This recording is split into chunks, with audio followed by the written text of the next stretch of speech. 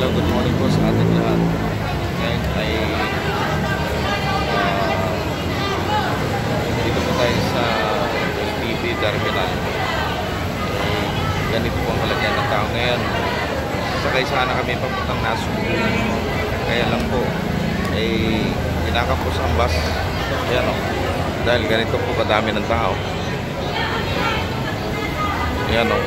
Napakarami pong tao. Yung pila po hanggang doon pa po sa likod. Papunta kami sa papunta po kami na touch encounter sa Nasugbu. Kaso wala pong bus. Wala rin pong MRT, nag-jeep lang po kami. Ayan o, ang bus hindi na po makapasok.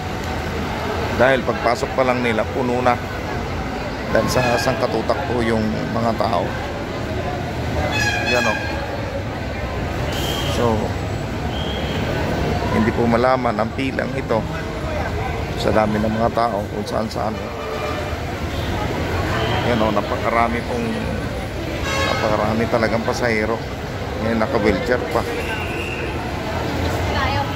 So, hindi pa namin alam kung paano makapunta ng Batangas City ngayon, kung ano masakyan, kasi ganito po pala nangyari sa dami ng tao.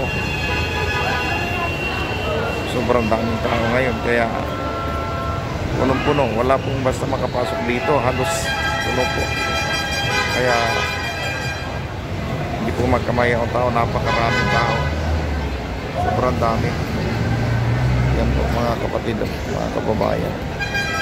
Ayan, hindi nga makapasok yung bus dito dahil hindi na makapila yung bus, kasi nga sa gilid na lang sila dahil po sa dami ng tao. Kaya hindi alam kung paano makabiyahe itong mga taong ito. So yan po mga kababayan, kaya kung gusto nyo pong bumiyahe ngayon, araw ng Huwebes Santo ngayon, April, nako, huwag nyo na lang ituloy kasi wala ko talagang ewan ko kung anong oras po darating ang bus dito. Yan o, napakaraming tao, sobrang daming tao mga kapatid.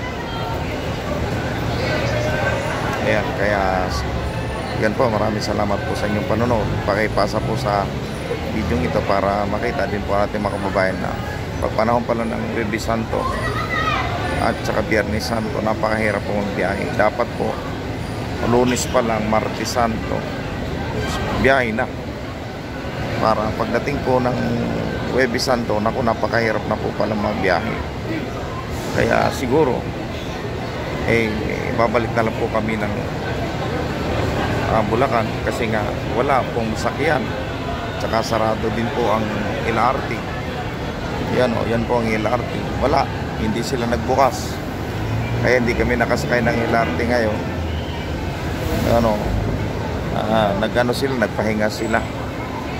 Nagpahinga po yung LRT ngayon. Kaya yan po mga kababayan, hindi po magkasya ang tao. Libo-libong tao po ngayon dito, napakarami sa terminal. Halos hindi magkamaya ang tao.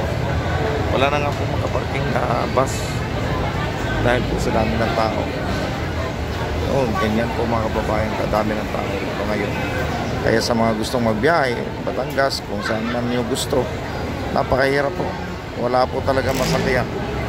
Kaya mag-jeep na lang po kami, marahil pabalik ng papuntang Bulacan, kasi nga po hindi na ho makapasok talaga ang bus. Punong-puno na ho talaga. Wala na, punong-puno. Ayun po mga kababayan, kaya salamat po sa panonood nyo sa aking video. Salamat po sa inyo lahat.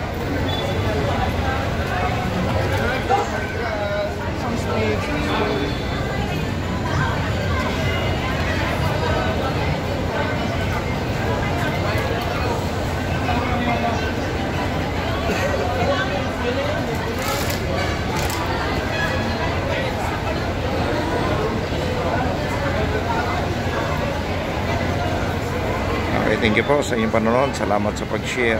Salamat sa mga comment po. God bless us. Ingat po kayo sa lahat ng biyahe.